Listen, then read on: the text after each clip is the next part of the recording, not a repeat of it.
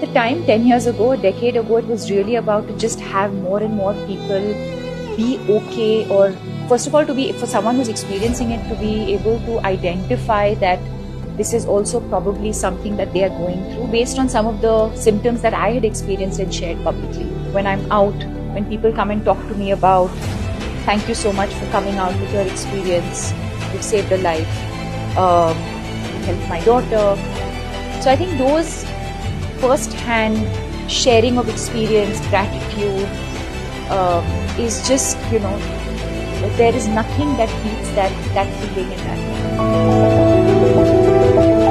So I think when you just compare 2015 to 2025, there's been a huge sea change, and I'm proud that we've been a part of this movement for our country. Psychotherapy needs to be appropriate for each culture, each community it serves, and that's what's happening in India as we evolve methodologies that integrate the best from Western science as well as insights from India. And this includes, for example, a person who's suffering from a mental illness might need and take a medicine, but they may also do and vastly benefit from practices like yoga, meditation, and so on and so forth.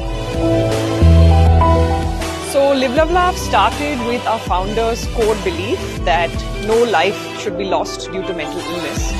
I think over the years we've really been able to carry that forward, not just by impacting many lives. I also think we've been able to save a lot of lives in the process of this journey. So as we celebrate a decade of Live Love Laugh, there are obviously many people that need to be thanked.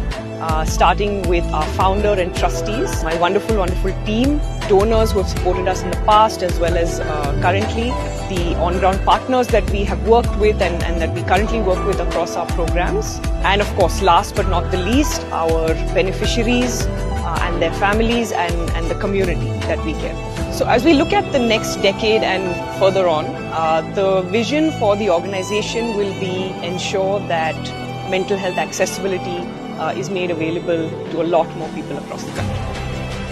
The mental health awareness, destigmatization and access to good mental health care, I hope becomes as popular as Dalit. I can't think of any other analogy